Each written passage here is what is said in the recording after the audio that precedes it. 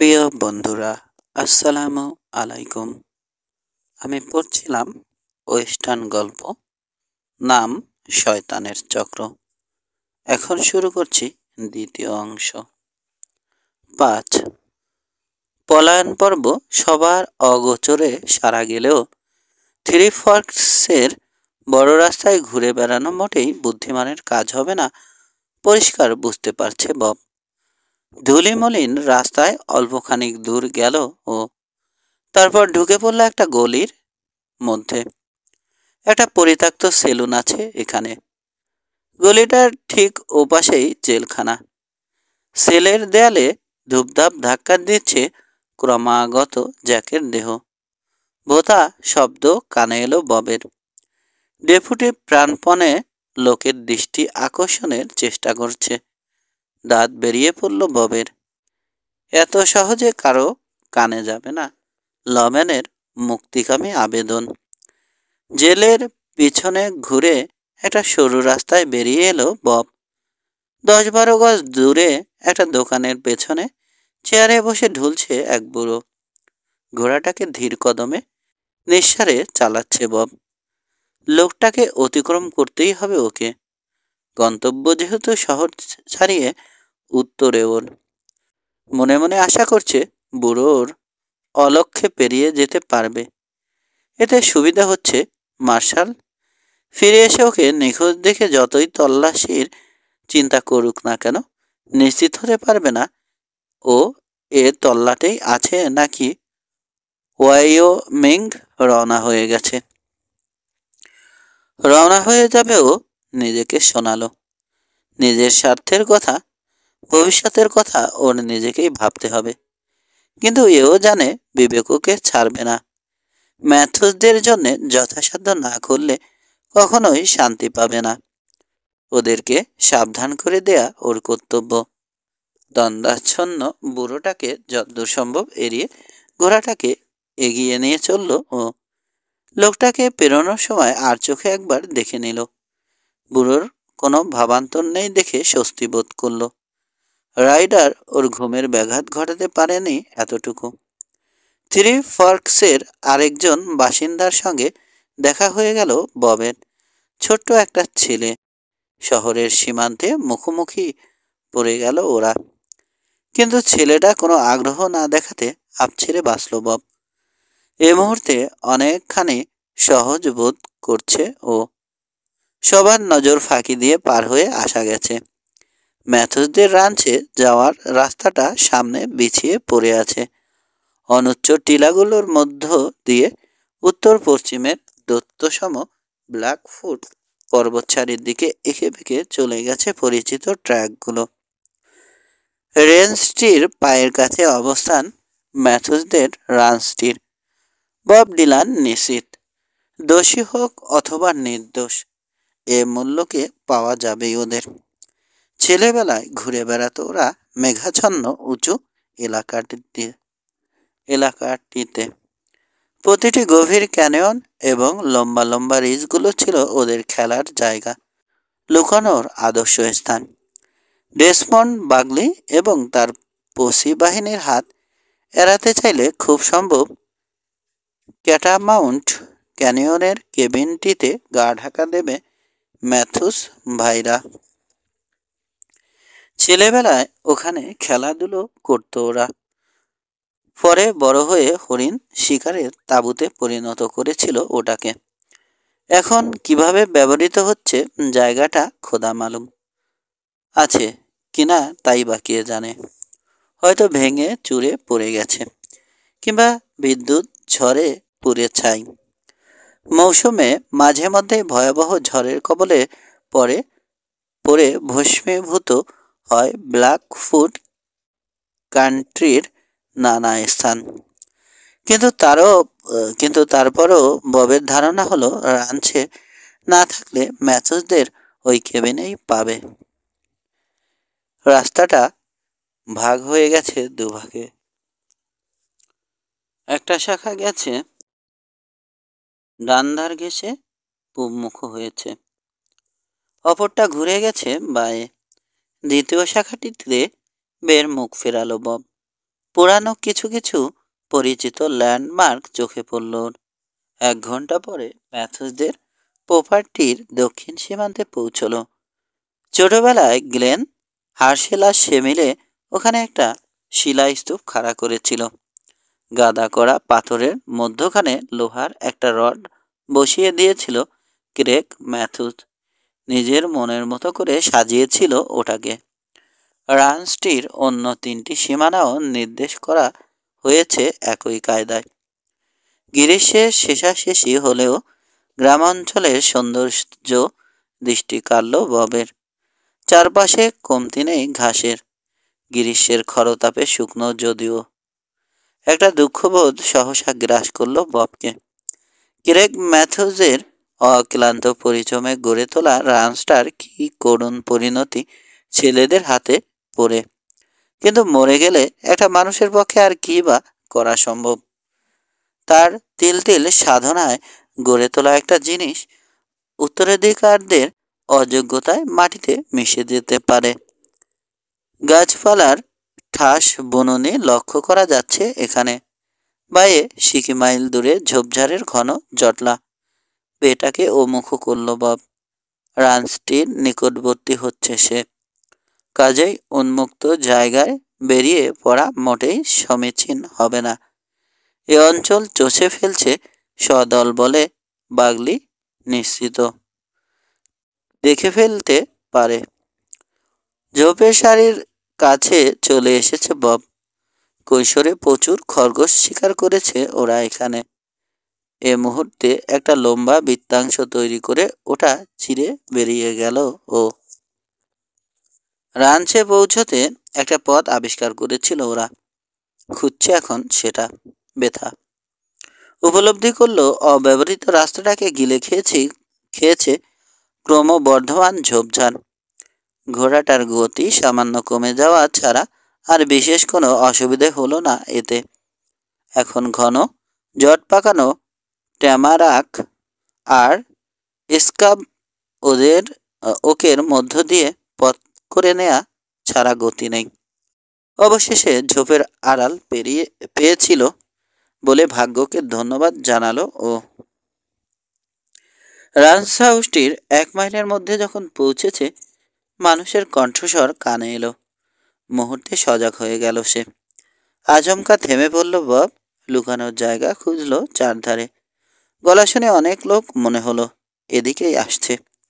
তড়িৎ বেটার মুখ ঘুরিয়ে আলতো পায়ে হাঁটিয়ে নিয়ে চলে গেল এক পাশে। এক ঝাড় ওসেস অরেঞ্জের পেছনে টেনে ধরল রশি। মুহূর্ত বাদে রাইডাররা দৃশ্যমান হলো। 3জন।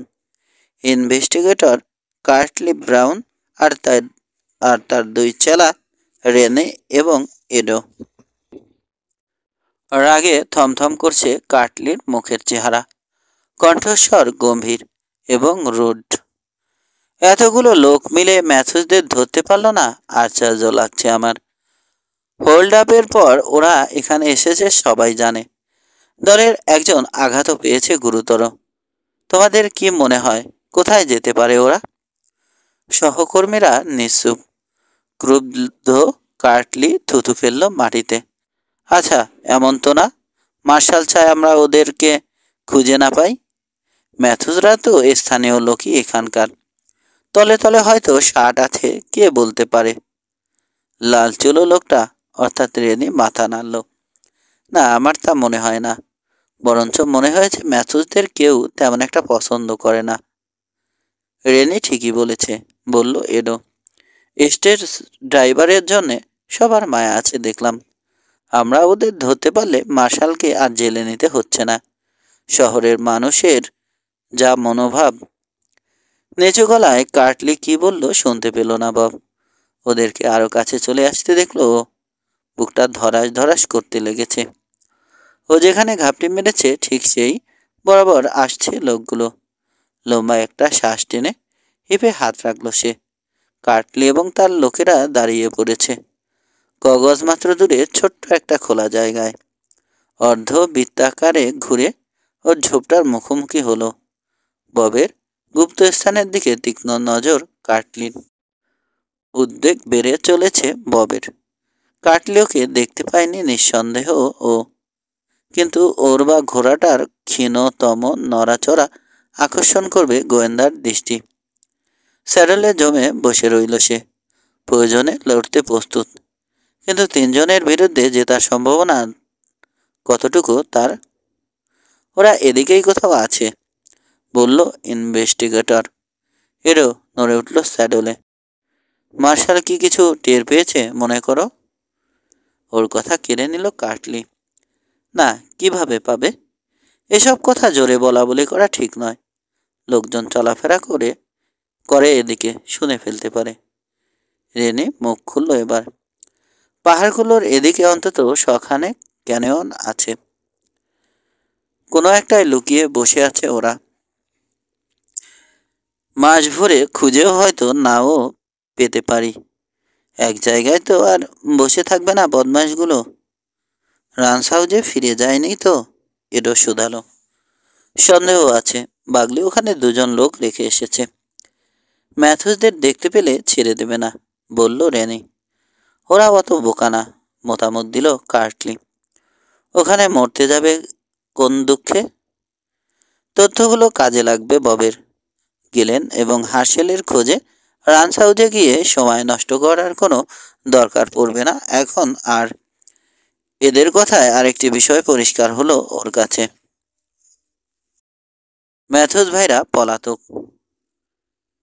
নির্বিচার ফাঁসির কবল থেকে বাঁচতে নাকি খুন ডাকাতিতে সত্যিই জড়িতরা জানার উপায় নেই। কার্টলি বলল, তুমি যে ক্যানিয়নগুলোর কথা বললে, কেউ গেছে ওখানে? বাগলি নিজেই, সঙ্গে আরো কয়েকজন আছে। আমাদেরও ওদিকে যাওয়া উচিত, বলল কার্টলি। এখানে অযথা সময় নষ্ট। লাগাম তুলে নিল ও। ঘোড়াটাকে ছোটাতে গিয়ে কি মনে করে রুখে গেল। টাকাটা আমার হাতে এনে দাও। তোমাদের দুজনকে $1000 বিশেষ পুরস্কার দেব। 500 করে পাবে এক একজন। মন দিয়ে কাজ করো। দুজনের হয়ে দ্রুত প্রশ্ন করল রেনি। পরে পসিদের ভাগ দিতে বলবে না তো? আমি তোমাদের দুজনের কথা বলেছি। সমস্ত পসির চাইতে তোমরা অনেক ভালোভাবে কাজটা করতে পারবে বলে বিশ্বাস আছে আমার। যা বুঝতে পারছি, মার্শাল আর তার লোকেরা আউটলদের চাইছে, কিন্তু আমার চিন্তা শুধু টাকাটা। এরও চিন্তিত মুখে জরিপ করলো কার্টলিকে। তার মানে টাকাটা পেয়ে গেলে ম্যাথুসদের ধরার চিন্তা বাদ? চারধারে নজর বুলালো কার্টলি। একমত হলো, ঠিক তাই। আমি চাইছি শুধু টাকাটা। কোম্পানির তরফ থেকে অবশ্যই। ওরা ম্যাথুসদের ফাঁসিতে লটকাবে নাকি আগুনে সেদ্ধ করবে সেটা ওদের ব্যাপার, আমার কিচ্ছু না। ওদের ধরলাম মনে করো, সঙ্গে টাকাও পেলাম। তবে কি মার্শালের জন্যে? মার্শালের গুল্লি মারো, মৃদুস্বরে বলল কার্টলি। পিস্তল আছে, ব্যবহার করবে। তারপর টাকা নিয়ে শো ও যা চলে আসবে আমার কাছে। পরস্পর দৃষ্টি বিনিময় করলো রেনি আর এডো। বেশ, তাই হবে, বলল লালচুলো কাউবয়। তাহলে আর দেরি নয়। বব ডিলান ওদের তিনজনকে পশ্চিমে ব্ল্যাকফুট রেঞ্জের দিকে রওনা হতে দেখল। কাটলির কথাগুলো কেমন জানি অদ্ভুত লাগলো ওর। স্টেজ লাইনের লোকের মনোভাব তো এমন শীতল হওয়ার কথা নয়। আউটলদের অপরাধ সম্পর্কে এতটুকু আগ্রহ নেই ওর, শুধু টাকাটা ফিরে পেলেই খুশি। হয়তো বিশেষ কোনো কারণ আছে কাটলির এহেন আচরণের পেছনে। যা করার বুঝে শুনেই নিশ্চয় করছে। একটা বিষয় নিশ্চিত, ম্যাথুসদের মৃত্যুদণ্ড দিয়েছে সে। চেলা দুজনকে লেলিয়ে দিয়েছে মৃত্যুর প্রতিনিধি করে। ম্যাথুসদের হুঁশিয়ার করতে হবে। ওরা যদি নিরপরাধ হয় এবং ধরা দিতে চায়, তবে একমাত্র ডেসমন্ড বাগলির কাছেই দেবে। রেনি ক্যানিয়নে ওদের ঘাপটি মারার কথাটা ঠিকই বলেছে। দ্রুত এগোতে হবে ওকে, বুঝতে পারছে বব। তল্লাশি করতে গিয়ে একসময় না একসময় ক্যাটামাউন্ট ক্যানিয়নের শ্যাকটা আবিষ্কার করেই ফেলবে বস্তি বাহিনী। ববকে তার আগেই পৌঁছাতে হবে ওখানে। আর একটি মিনিট অপেক্ষা করলো কার্টলি এবং তার সাঙ্গাতদের আর কোনো সারা শব্দ না পেতে বেরিয়ে পড়ল ঝোপের আড়াল থেকে। পর্বতসারির দক্ষিণ প্রান্তের উদ্দেশ্যে ঘোড়া চালালো ও এতে করে পচিদের এবং কাটলিদের সঙ্গে সর্বোচ্চ দূরত্ব বজায় রেখে চলতে পারবে এবং শেষ অবধি বেরিয়ে আসবে কেবিনের কাছাকাছি। সিকি মাইলটা যথেষ্ট দ্রুত গতিতে চলল। এভাবে চললে ক্যানিয়নে পৌঁছতে বেশিক্ষণ লাগবে না ধারণা করল। অন্যদের চাইতে অনেকটা এগিয়ে থাকবে সে। এমনি সময় মট করে একটা শুকনো ডাল ভাঙার শব্দে ঘোড়ার লাগাম টেনে ধরল। চকিতে চারধারে নজর বুলিয়ে নিল, কিন্তু লুকানোর উপযোগী কোনো জায়গা চোখে পড়ল না। ছোট্ট একটা খোলা জায়গায় এখনো সরে পড়ার আর সুযোগ নেই। ডান হাতটা হোল স্টারে পড়ল ওর। বেরিয়ে এলো পিস্তল। বা হাতে আলতো করে ঘষছে বেটার ঘাড়। মস্ত ঘোড়াটাকে শান্ত করতে চায়। মুহূর্তগুলো যেন ফুরোতেই চাইছে না। কখন কোন দিক থেকে আঘাতটা আসবে জানে না ও। শব্দটা পরিষ্কার শোনা গেলেও কোত্থেকে এসেছে বোঝার উপায় নেই। রাইডারটিকে এবার দেখতে পেল। কয়েক গজ ডানে ধূসর একটা ঘোড়ার পিঠে লোকটা পর্বত সারির উদ্দেশ্যে যাচ্ছে। মুখটা সামান্য কাত, চোখ সামনের দিকে। বেটার কান খারাপ হয়ে গেছে প্রতিপক্ষকে দেখে। বব চট করে মৃদু স্পার্ট দাবালো ওটার পেটে। এক ঝটকায় মুখ ঘুরিয়ে দিল বায়ে। ঘোড়াটা কোনো শব্দ করে বসার আগে নড়াচড়ার ঝুঁকি নেওয়াও ভালো। পঁচিশ সদস্যটির দিকে দৃষ্টি স্থির। এগিয়েই চলেছে লোকটা। বব বা তার ঘোড়া চোখে পড়েনি ওর। দীর্ঘ একটা শ্বাস পড়ল ববের। অল্পের জন্য বেঁচেছে এ যাত্রা। আরো সাবধানে রাইড করতে হবে, অর্থাৎ গতি বর্জন। এতে শ্যাকে পৌঁছাতে দেরি হয়ে যাওয়ার সম্ভাবনা। তাও ভালো, তাড়াহুড়ো করতে গিয়ে বসিদের হাতে ধরা পড়লে একুল ওকুল দুই যাবে। দুসার গাছের মধ্য দিয়ে চলে যাওয়া সরু লম্বা একটা রাস্তায় ঘোড়াটাকে নিয়ে এলো বব। কিন্তু হঠাৎ ভয় পেয়ে থমকে দাঁড়িয়ে পড়ল জানোয়ারটা। আবারও পিস্তলে হাত চলে গেল ওর। সামনের নিবিড় ছায় চোখ শুরু করে চাইল। এক ঝাড় ঝোপের পেছনে একটা ঘোড়া দাঁড়িয়ে, ছোটখাটো ভোটকা মতন একটা বাক স্কিন। মাথাটা নুয়ে পড়েছে ক্লান্তিতে। স্যাডেলটা শূন্য। পিস্তল হাতে দ্রুত নেমে পড়ল বব।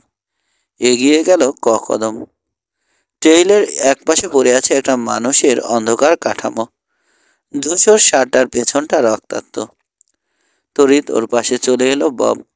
কাঁধ ধরে ভূপাতিত লোকটিকে উল্টে দিল আলগোছে। আহত রাইডারের মুখ থেকে বেরিয়ে এলো গোঙানের শব্দ। একজোড়া চোখ পিটপিট করে চাইছে ওর দিকে। গেলেন ম্যাথুস। 6 অতি কষ্টে চোখ মেলে রাখতে পারল গেলেন। পুরনো বন্ধুকে এ অবস্থায় দেখে সত্যি সত্যি চমকে গেছে বব। আগের চেয়ে অনেক ভারী হয়ে গেছে গ্লেনের দেহ। এ মুহূর্তে মৃত্যুর মুখোমুখি দাঁড়ানো লোকটার বয়স যেন বেড়ে গেছে অনেক। ববের দিকে চেয়ে রয়েছে ও। চোখে ফুটে উঠেছে বিস্ময়। কোনোই ভর দিয়ে ওঠার চেষ্টায় ব্যর্থ হলো। ভয়ানক দুর্বল ওর শরীর। বব, অবিশ্বাসের সঙ্গে বিড়বিড় করল গেলেন। Bob Dylan. বব বের কাছে ফিরে ক্যান্টিনটা নিয়ে এলো দ্রুত। ক্যাপটা খুলে গেলেনের মাথা তুলে নিয়ে আহত লোকটার ফ্যাকাশে ঠোঁটের মধ্য দিয়ে ঢেলে দিল পানি। ক্ষণিকের জন্য বিষম খেয়ে ফের চোখ মেলল গেলেন। দুর্বল হাসল। হুইস্কি আমার স্যাডল ব্যাগে আওড়ালো। বাক স্কিনটার কাছে দ্রুত পায়ে চলে গেল বব। আধখালি বোতলটা খুঁজে ফিরে এলো বন্ধুর পাশে। আকণ্ঠ পান করল গেলেন। মাথাটা কাত করে বোঝালো যথেষ্ট হয়েছে। প্রচুর রক্তক্ষরণ হয়েছে ওর। অসম্ভব দুর্বল। জখমটা এক ঝলক দেখেই যা বোঝার বুঝে গেল বব। সময় ঘনিয়ে এসেছে ওর বন্ধুর। আমার দরকার ছিল শুধু, বলল ম্যাথুস হুস্কিতে উজ্জীবিত হয়ে করা এক ঢোক হুইস্কি। ও আবার ওঠার চেষ্টা করতে বব মৃদু চাপ দিয়ে শুইয়ে দিল। নড়ো না, রক্ত পড়া শুরু হয়ে যাবে আবার। শুয়ে থেকে ববের মুখটা নিরীক্ষ করল ম্যাথুস। তোমাকে এখানে দেখবো ভাবতেই পারিনি। বসির সঙ্গে? মাথা নাড়ল বব। সত্যি বলতে কি, ওদেরকে ফাঁকি দিয়ে পালাচ্ছি। তোমার আর হার্শেলের খোঁজ করছিলাম। দীর্ঘ একটি মুহূর্ত কথাটি মনের মধ্যে উল্টে পাল্টে ভেবে দেখল গেলেন। কেন? প্রশ্ন করলো তারপর। এখান দিয়ে যাওয়ার পথে ঘন্টার জন্য শহরে থেমেছিলাম। শুনলাম তোমরা বিপদে পড়েছ। হোল্ড আপের ঘটনাটা জানো নিশ্চয়? শুধু শুনেছি ড্রাইভারটা নাকি তোমাদের দুজনকে চিনতে পেরেছে। আমার বিশ্বাস হয়নি। ও ঠিকই বলেছে বলে অস্বস্তির সঙ্গে একটু নড়াচড়া করল গেলেন। আমাদের সঙ্গে আরো জনা দুয়েক লোক ছিল। লাগাম পরানোর আগেই প্রশ্নটা বেরিয়ে গেল ববের মুখ ফসকে। তোমরা এত নিচে নেমে গেছো? বাঁকা হাসি ফুটিয়ে তুলল গেলেন ঠোঁটের কোণে। গেছি। এখন আর ওঠার উপায় নেই। চোরাবালিতে ডুবে গেছি। কিন্তু তাই বলে স্টেজ ডাকাতি আর খুন? বিশ্বাসই হতে চায় না। ওরা বলল এর আগেও নাকি কয়েকটা ডাকাতি হয়েছে। আমরা করিনি, এটাই প্রথম। আর আমার জন্য এটাই শেষ। গার্ডের গুলি আমাকে শেষ করে দিয়েছে। ববের চোখে চোখ রাখল ও, যেন কথাটার প্রতিবাদ আশা করল। না পেয়ে বুক চিরে একটা ভারী দীর্ঘশ্বাস বেরিয়ে এলো ওর। এসবে জড়ানো কখনোই উচিত হয়নি। চুরি ডাকাতি আমার ধাতে নেই। হুট করে একটা কিছু শুরু করে দিলেই হলো। কিন্তু রাস্তাও তো ছিল না। যাকে তোমার কথা বলো বব, কেমন চলছে সব? ঘাড় কাত করে বলল, ভালো। রাঞ্চের চাকরিটার কথা জানালো। তারপর কাছ থেকে নিরীক্ষা করলো গেলেন ম্যাথুসকে। বন্ধুর জন্য কিছু একটা করতে পারলে খুশির সীমা থাকবে না ওর। কিন্তু এখন তো কেবল প্রতীক্ষার পালা। জখমটা গুরুতর, নইলে গেলেনকে যেভাবে হোক ডাক্তারের কাছে নিয়ে যেত। এবার সাগ্রহে বলল বব, রাস্তা ছিল না বলতে? অসহিষ্ণুভাবে নড়ে উঠল গেলেন। যন্ত্রণাময় ক্ষতটার দিকে চাইল চোখ পিটপিট করে। এবার দৃষ্টি ফেরালো ববের হাতে ধরে রাখা হুইস্কির বোতলে। বুঝতে পেরে পানের সুযোগ দিল। এতে দম পেল মনে হলো গেলেন। এখন আর এসব বলে লাভ নেই। হাসেলের সঙ্গে খানিকটা ঝামেলা হয়েছিল। থামলো।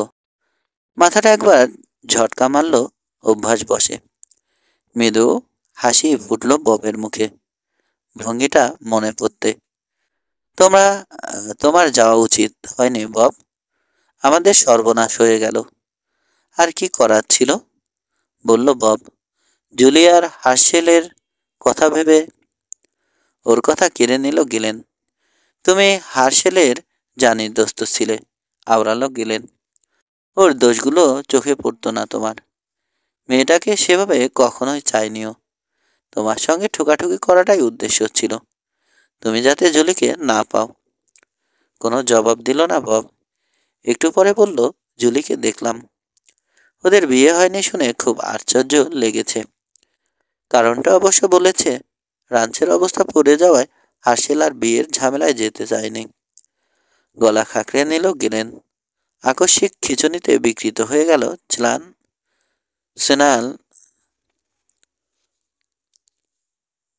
মুখটা। লিকারের দিকে আবারও চকিতে চাইল। আরেক ঢোক ঢালো বব। গত বছরে বদ অভ্যাসটা তৈরি হয়েছে। সশব্দে আগুনে তরল গিলল ও। প্রায় শেষ করে আনলো বোতলটা। আপাতত আর লাগবে না বলে হাসলো। তোমার রাঞ্চে পৌঁছতে খুব তাড়া আছে? ধীরে মাথা নাড়ল বব। সময় এখন মূল্যবান।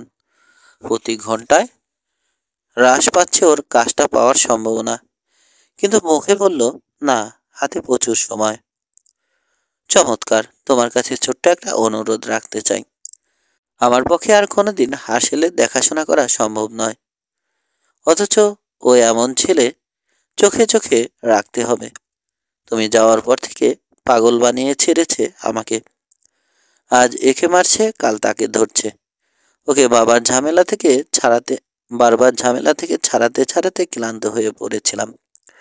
অবশ্য কোনোটাই তেমন গুরুতর কিছু ছিল না এই স্টেজ হোল্ড আপটার আগ পর্যন্ত। এখন আর কারো পক্ষে ওকে সাহায্য করা হয়তো সম্ভব হবে না গেলেন। দুজন লোক মারা গেছে গুলি খেয়ে, এটা আর কিছু না, সেফ খুন। ক্লান্ত চোখ জোড়া বুঝে গেল গিলেনের। মৃদু শব্দে দাঁতের ফাঁক দিয়ে বেরিয়ে এলো বাতাস। আমি আগেই জানতাম একদিন এমন হবে। তাই হলো। নিজেকে সান্ত্বনা দিতাম, হার্শেল ভালো ছেলে, একটু যা একরোখা ঠিক হয়ে যাবে। নিজেকে ভুল বোঝানো, আর কিছু না। এখন সব রাস্তা বন্ধ। ওই লোক দুটোকে তাড়িয়ে দেয়া উচিত ছিল। ওরাই আমাদেরকে এই হাঙ্গামায় জড়িয়েছে। আউটলট দুটোর কথা বলছো?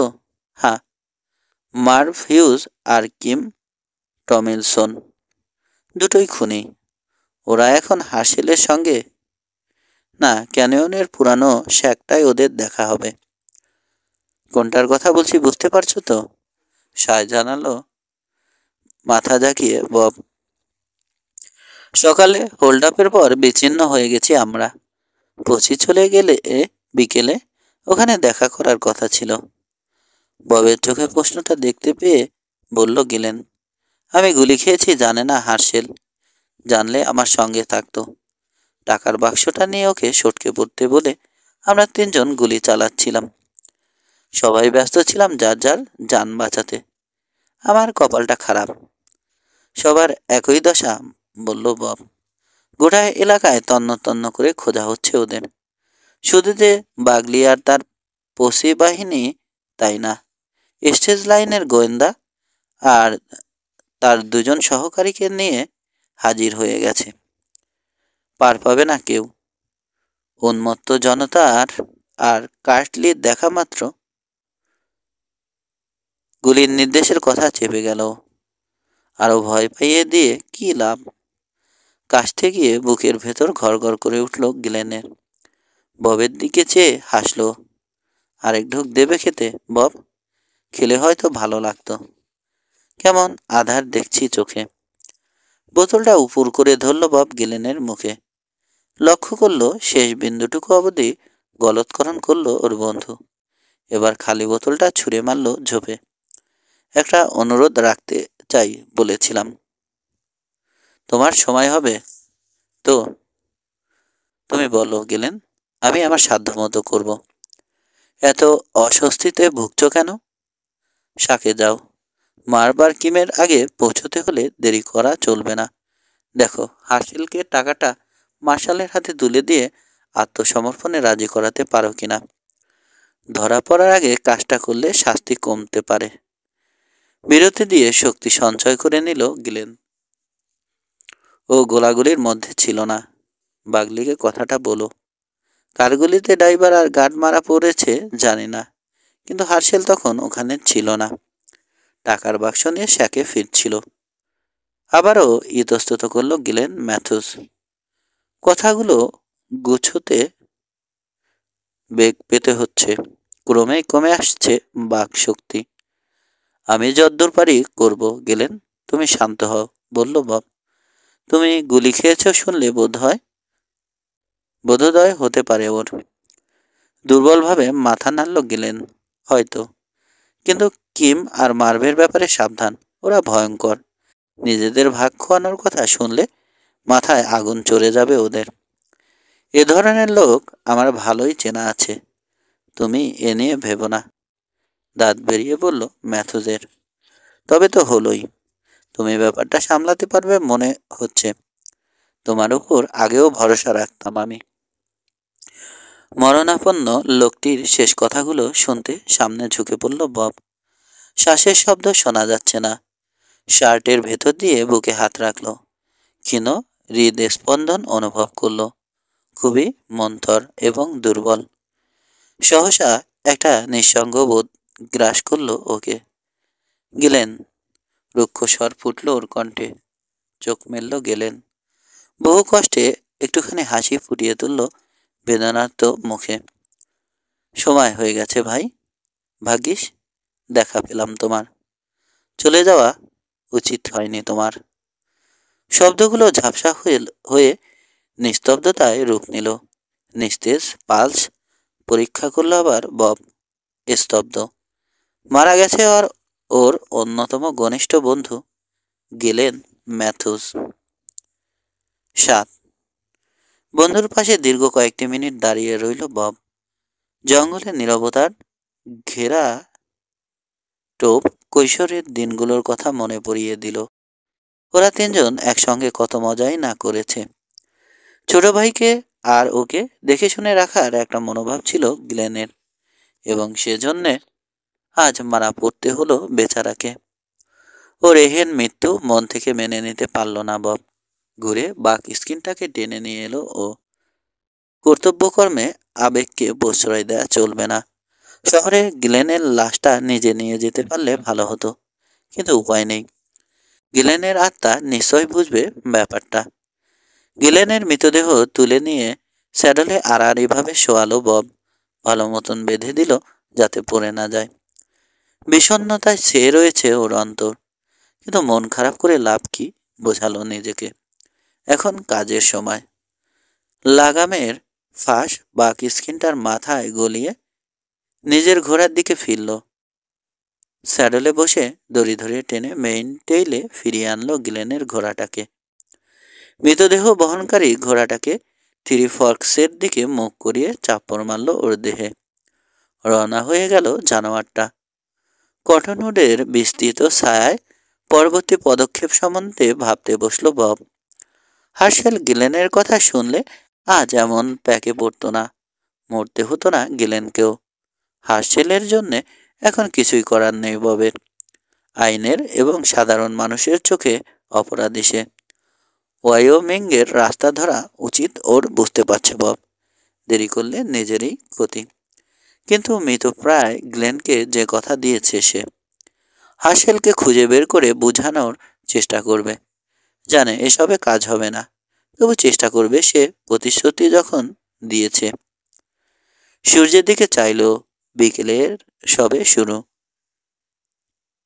ক্যাটা মাউন্ট ক্যানিয়নের শ্যাকের উদ্দেশ্যে যাত্রা করা দরকার। গেলেনের পাশে একটি ঘন্টা কেটে গেছে এমনিতেই। আরও দেরি করলে আউটল দুজনের আগে হাজির হতে পারবে না। এখনো সুযোগ আছে। চরকির মতন মুখ ঘোরালো ও বেটার। হার্শেলের সঙ্গে দেখা করে কথা বলতে হবে। হয়তো বোঝাপড়া করতে হতে পারে মার্ভ আর কিমের সঙ্গে। প্রয়োজনে করবে। দুলকি চালে ঘোড়াটাকে চালাচ্ছে ও। এগোচ্ছে ব্ল্যাকফুট রেঞ্জের নিচু প্রান্তের উদ্দেশ্যে। ক্যাটামাউন্ট ক্যানিয়নের অবস্থান ওখানেই। ঢালের মুখে বিনা বাধায় পৌঁছল সে। স্বস্তির শ্বাস ছাড়ল।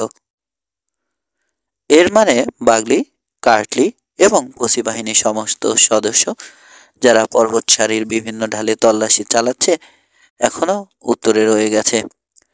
তাই যদি হয়, তবে হার্শেলের আউটল বন্ধুদের সঙ্গেই কেবল বোঝাপড়া করতে হবে ওকে। সংকীর্ণ টেইলটা ধরে ক্যানিয়নের দিকে এগোলো। স্যাডলে ঝুঁকে পড়ে খুঁড়ের সাপ খুঁজছে। আলগা মাটিতে চিহ্নের অভাব নেই। গত কদিনে কেবিনে ঘন ঘন আনাগোনা হয়েছে প্রমাণ হচ্ছে। খুব একটা উপকার হবে না ববের। চড়াইয়ে পছন্দসই রাস্তা বেছে নিতে দিল বেটাকেও। গতির চাইতে নীরবতা এখন বেশি গুরুত্বপূর্ণ। ধীর কদমে চলেছে ঘোড়াটা। চিঠির পরীক্ষা দিল মনে মনে বব। শ্যাকটা এবং চারধারের পরিবেশ কেমন ছিল ভাবতে চেষ্টা করছে। ছোট্ট মতো একটা ফাঁকা জায়গা ছিল ওটা। গাছপালা ঝোপঝাড়ে ভালোভাবে ঢাকা। যে কোনো দিক থেকে সবার অগোচরে এগোনো যায়। টেইল ছেড়ে ঝোপের মধ্য দিয়ে পথ করে নিলেই হলো। এটাই করবেও স্থির করলো। হার্শেল আর আউটল দুজন নজর রেখে থাকলে ওদের মনোযোগ খুব সম্ভব ক্যানিয়নের প্রবেশপথের প্রতি থাকবে। বায়ে মন নিল। পশ্চিম থেকে এলো কেবিনটার উদ্দেশ্যে। গাছের আড়ালে ঘোড়া থেকে নেমে ফাঁকা স্থানটার কিনারে পায়ে হেঁটে পৌঁছে গেল। থেমে পড়ল এবার। নিঃসঙ্গ একটা ঘোড়া দাঁড়িয়ে রয়েছে স্যাকের সামনে। এতদিন বাদেও কেবিনটার বহাল তবিয়ত দেখে আশ্চর্য না হয়ে পারল না বব।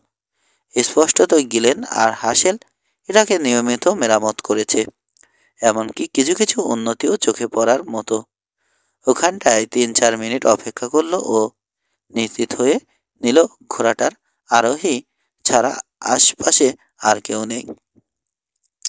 কে লোকটা? চট করে জায়গাটুকু পেরিয়ে নিচু ছাদের কেবিনটার কাছে চলে এলো। কাঠামো কাঠামোটায় দরজা জানালা একটা করে। প্রথমে জানালাটার সামনে গিয়ে ধুলোময় দাগ পড়া কাজ ভেদ করে উকি দিল ভেতরে। হাঁপ ছেড়ে বাঁচল হার্শেল ম্যাথুস। ভাঙাচোরা টেবিলটায় একা বসে সেই একই মানুষ, তবে বদলে গেছে। অনেক শুকিয়ে গেছে, মুখটা চোখা সরু, তাতে অবশ্য সৌন্দর্য হ্রাস পায়নি। ত্রস্ত একটা ভাব লক্ষ্য করল হার্শেলের মধ্যে, সদা সতর্ক, বিপদের আশঙ্কা করছে যে কোনো মুহূর্তে, যে কোনো দিক থেকে। খানিকক্ষণ ওকে জরিপ করে নিল বব। ধাতব বাক্স থেকে লুটের টাকা বের করছে হার্শেল। ব্যাংকে জমা দেওয়ার উদ্দেশ্যে নিখুঁতভাবে সাজিয়ে রাখা হয়েছিল সমস্ত কারেন্সি। প্যাকেট করে স্টেজ কোচ লাইনের নামাঙ্কিত ছোট ছোট সাদা ক্যানভাসের ব্যাগে পোড়া হয়েছিল। একজোড়া স্যাডেল ব্যাগ কাছেই হা হয়ে আছে, অন্য আউটলারদের খবর নেই। আলগোছে খোলা দরজার দিকে এগোলো বব। ওকে দেখলে হাসেলের কি প্রতিক্রিয়া হবে জানা নেই। লোকটা মারাত্মক চাউর দুর্বলতায় ভুগছে, ওর ব্যাপারে সতর্ক থাকতে হবে।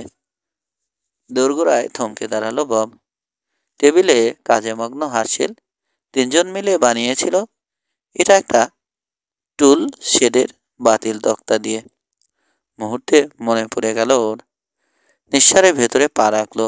এই হার্শেল, ডাকলো নিচু স্বরে। চমকে উঠল, চকিতে চোখ ফেললো দরজায়। হিপে তড়িৎ চলে গেছে ডান হাত। আরে চেননি আমাকে? আমি বব, বব ডিলান। লাফ মেরে বেঞ্চি থেকে উঠে এগিয়ে এলো হার্শেল।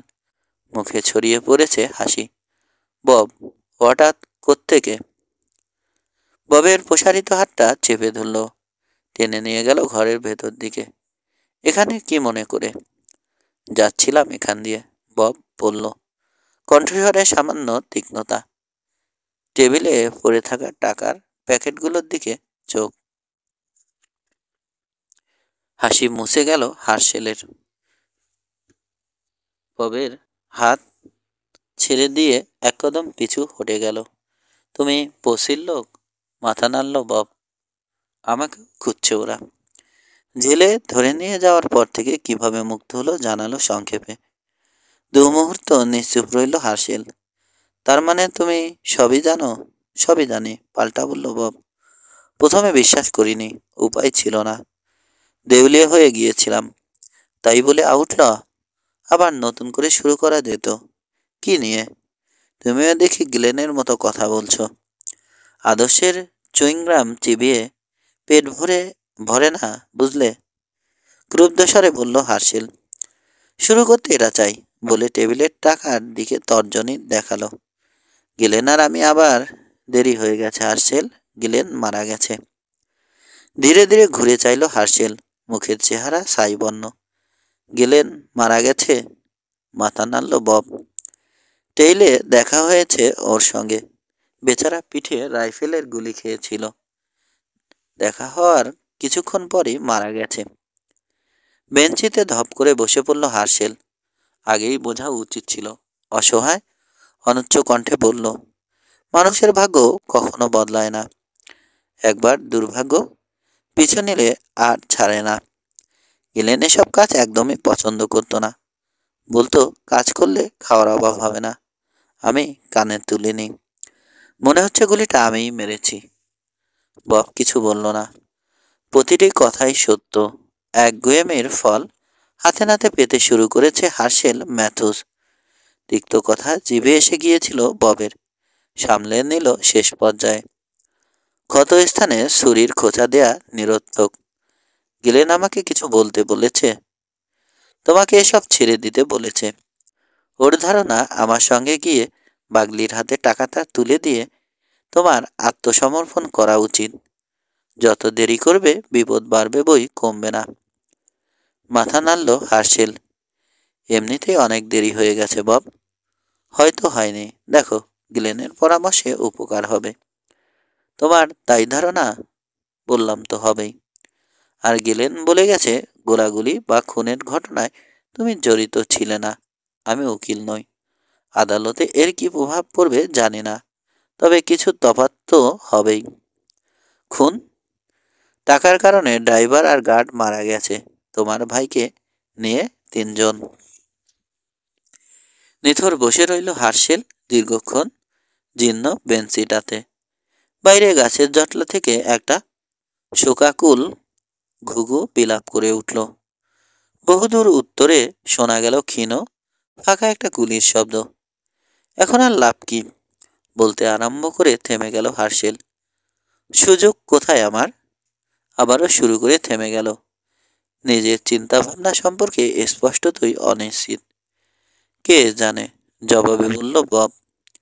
হয়তো সুবর্ণ সুযোগ, হয়তো কিছুই নয়। কিন্তু এভাবে কতদিন?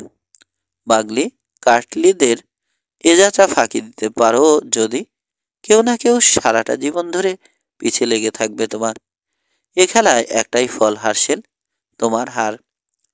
গেলেন চাইতো তুমি এসব ছেড়ে দাও। ও মারা গেছে হার্শেল, আর সেজন্যে বেশিরভাগটা তুমিই দায়ী। ওর শেষ ইচ্ছা পূরণ করলে কিছুটা হলেও প্রায়শ্চিত্ত হবে তোমার পাপের। তুমি স্বীকার করবে কিনা জানি না, কিন্তু ও ভুল কিছু বলেনি। সচরাচর ভুল বলতোও না। কথাগুলো রুড, নির্দয়। বব উপলব্ধি করতে পারছে, কিন্তু এছাড়া আর কোনো পথ খোলা ছিল না। হার্শেল ধরা দিলে সাজা অনেক কম হবে ওর। বিচারকরা সব জানতে পারলে বড়জোর কারাদণ্ড দেবে একটা নির্দিষ্ট সময়ের জন্যে। সে যাক, ওকে দ্রুত সিদ্ধান্ত নিতে হবে। জরুরি বিষয় হচ্ছে স্বেচ্ছায় সমর্পণ করতে হবে নিজেকে। গ্রেপ্তার হওয়া চলবে না। মৃদুস্বরে বলল বব, আমি তোমার সঙ্গে যাব হার্শেল, তোমার পাশে থাকব। তোমার জন্যে এটাই সবচেয়ে বুদ্ধিমানের কাজ হবে। কিন্তু সেজন্যে এখনই রওনা হতে হবে। বাগলির দল খুব একটা দূরে নয়। জানি, মনে হয়। আলতো একটা শব্দ হলো ববের পেছনে। দোরগোড়ায় একটা ভাবনা খেলে গেল ওর মস্তিষ্কে। ইতিমধ্যেই দেরি করে ফেলেছে ওরা। কথায় কথায় নষ্ট করে ফেলেছে মূল্যবান মুহূর্ত। ঘুরতে যাবে ও, একটা কণ্ঠস্বর ধমকে উঠল। হাত তোলো কাউবয়, মাথার উপরে। কোথাও যাওয়া হচ্ছে না তোমাদের। দ্বিতীয় আরেকটি কণ্ঠস্বর বলল, হুকুমটা তোমার জন্যও হার্শেল। ভাবচক্কর দেখে মনে হলো তুমি রাজি হয়ে গেছিলে ওর কথায়। ধীরে ধীরে হাত ওঠালো বব। হার্শেল উঠে দাঁড়াতে তড়িৎ পাল্টে যেতে দেখলো ওর অভিব্যক্তি। হাত না তুললেও হিপের পিস্তল থেকে যথাসম্ভব দূরে সরিয়ে রাখলো। কি বলছো এসব আবোল তাবোল মার্ভ? কঠোর কণ্ঠে দাবি করলো। লোকটার পিস্তলটা বের করে নাও কিম। ম্যাথুসকে উপেক্ষা করে বলে চলেছে মার্ভ। বাইরে ঝোপের মধ্যে ছুঁড়ে মারো। দেহের পাশে একটা হাত অনুভব করলো বব, কিন্তু একটা শব্দ শুনতে পেল। পিস্তলটা বাইরে ছুঁড়ে ফেলা হলে ঘোরো, দেয়ালে পিঠ দিয়ে দাঁড়াও গে। পিছে সরে গিয়ে হুকুম তামিল করল বব। হার্শেল তখনও দাঁড়ানো টেবিলটার কাছে, নড়েনি। মুখের চেহারা রং ফিরে পেয়েছে ওর। চোখে চোখে সরু শানিত দৃষ্টি। আউটল দুজনকে এবার ভালো করে দেখতে পেল বব। কিম লোকটা বেটে আর মোটা, গায়ের চামড়া তামাটে, কালো কোকড়া চুলে হাত আর শার্টের গলার কাছ অবধি ঢাকা। কুতকুতে চোখজোড়া ওর সর্বক্ষণ জ্বলছে ধকধক করে। অপর লোকটি একহারা গড়নের, বাদামি চুল পাতলা হয়ে এসেছে। নিষ্প্রাণ একজোড়া চোখ, মুখে ফাঁকা একটা ভাব লোকটার। নিচু করে পড়া পিস্তল হেলে আছে সামনের দিকে। বেশি বাড়াবাড়ি করো না, হুমকি সুরে বলল হার্শেল এবার। করছি না তো, বিনীত জবাব মারবেন। শুধু জানতে চাইছি এখানে হচ্ছেটা কি, ঠিক কিনা কিম? মাথা ঝাঁকালো লোকটা। কেন জানি মনে হলো তুমি সিদ্ধান্ত পাল্টেছ, হার্শেল। তাও কিনা আমাদের এত পরিশ্রমের পর। মার্বের প্রাণহীন চোখ জোড়া বিদ্ধ করলো ববকে। পাখিটা কে? ছোটবেলার বন্ধু। স্বভাব সহজ স্বাভাবিক ভঙ্গিতে বলল হার্শেল ম্যাথুস। উত্তরে যাচ্ছে। তোমাকে কি কান পড়া দিচ্ছিল জানতে পারি? ওর সঙ্গে যাওয়ার কথা কি যেন বলছিল? কি আবার বলবে? প্রশ্নটা এড়িয়ে গেল হার্শেল। লোকে বন্ধুর সঙ্গে যেসব কথা বলে তাই বলেছে। গ্লেন কই? প্রশ্ন করলো কিম। হঠাৎ মনে পড়েছে যেন। চকিতে ববের দিকে একবার চাইলো হার্শেল। শিগগিরই এসে পড়বে। আর কথা বাড়ালো না। আগের প্রসঙ্গে ফিরে গেল মার্ভ হিউজ। সোনার চারটা কি বলছিল টাকা ফিরিয়ে দেওয়ার ব্যাপারে? হেসে উঠল হার্শেল। ও আমাকে আবার সৎপথে ফেরাতে চাইছে। বলছে টাকাটা মার্শালের হাতে তুলে দিতে। দীর্ঘ নীরবতা। কিম টমিলসন শেষমেশ বলল, তুমি রাজি হয়ে গেছিলে? পাগল নাকি? আমাকে কি মনে করো তোমরা?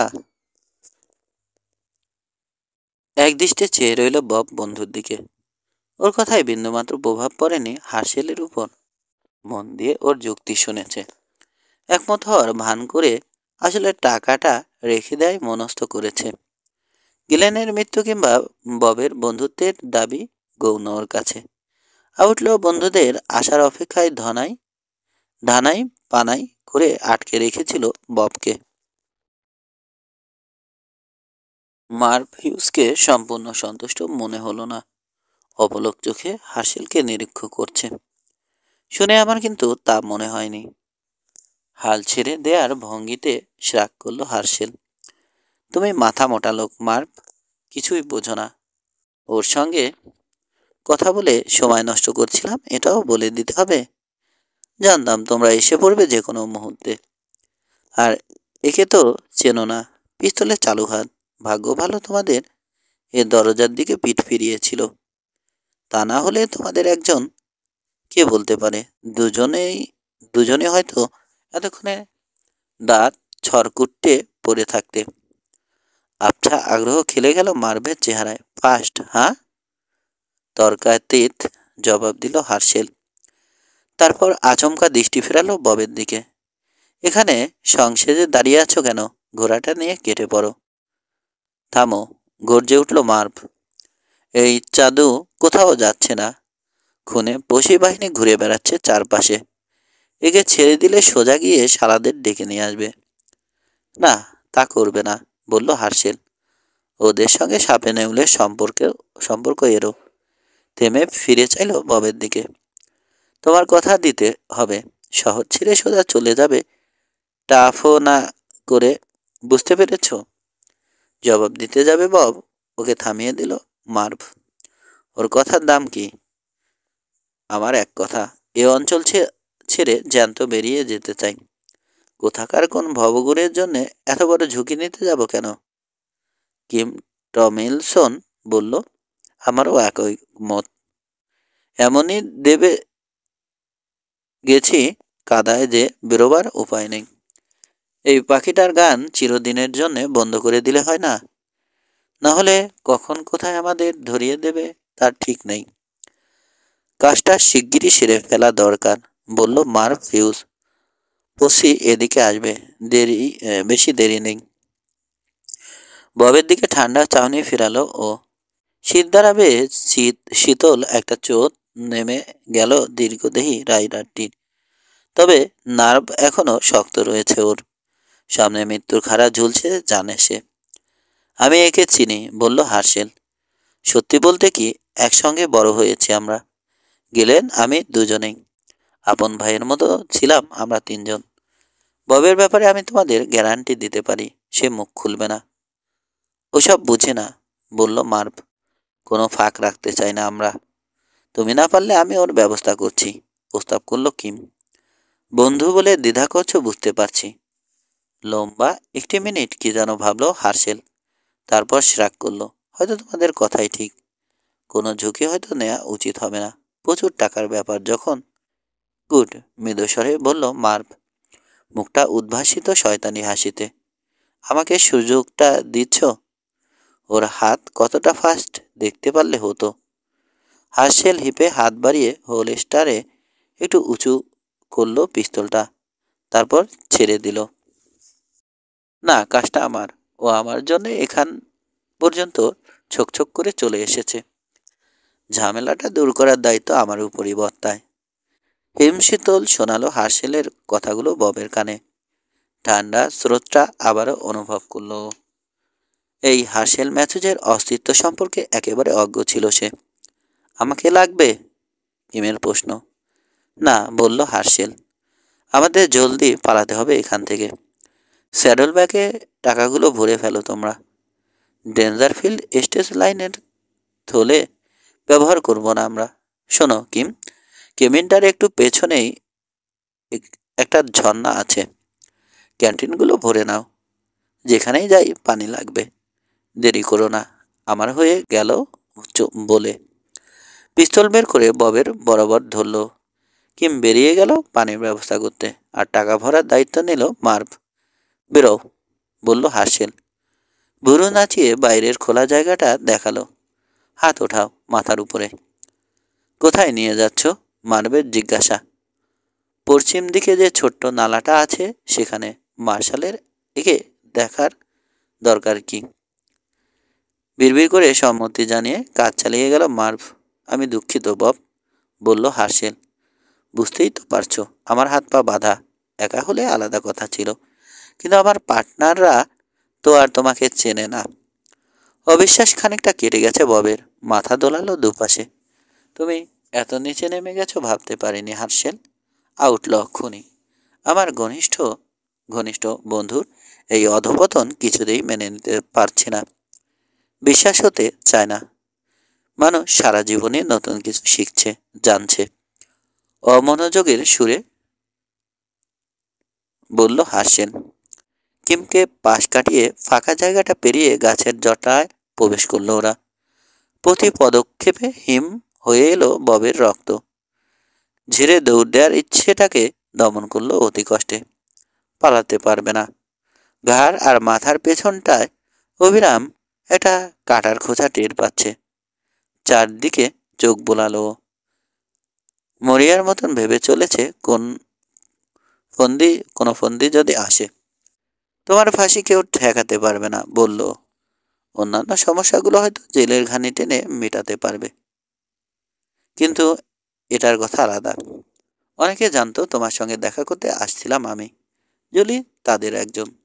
লাশটা পেলে বুঝতে অসুবিধা হবে না কি ঘটেছে। হাঁটো, রুক্ষ চড়া কণ্ঠস্বর হাসেলের। অভিমান করে লাভ নেই বব, মরার সময় বুক চিতিয়ে মরাই ভালো। এসব মেয়ে মানুষের নাকামিতে মন গলবে না আমার। গিরিখাতের কিনারে পৌঁছলো ওরা। 3-4 ফুট গভীর একটা সংকীর্ণ গর্ত। থেমে দাঁড়ালো বব। চারপাশটা থমথম করছে। প্রকৃতি হয়তো অনুমান করে নিয়েছে আগে ভাগেই কি ভয়ঙ্কর ঘটনা ঘটতে চলেছে এখানে। আকাশে মুখ তুলে চাইল বব। গাঢ় নীল, পশ্চিমে জমাট বেঁধেছে মেঘ, বৃষ্টি হতে পারে। নিথর নিস্তব্ধতায় বড্ড কানে লাগছে পিস্তল কক করার শব্দটা। বুলেটের ধাক্কার জন্য মুহূর্তে আড়ষ্ট হয়ে গেল ববের দেহ। হাসেলের সঙ্গে আর একটি কথাও নয়। কারো করুণা ভিক্ষার স্বভাব বিরুদ্ধ। নিজের উদ্দেশ্য স্পষ্ট জাহির করেছ। সাহায্য করতে চেয়েছিল, কিন্তু এখন উল্টো মরতে বসেছে। কৃতজ্ঞ। পেছন থেকেই মারো, তার ছেলের সঙ্গে বলল। পিস্তলের বজ্র গম্ভীর আওয়াজ জবাব দিল ওর কথার, কিন্তু কোনো অভিঘাত অনুভব করল না বাব। ঘুরতে শুরু করলো সে। কি হলো ব্যাপারটা দেখার উদ্দেশ্যে। আচমকা যেন মাথায় আকাশ ভেঙে পড়ল ওর।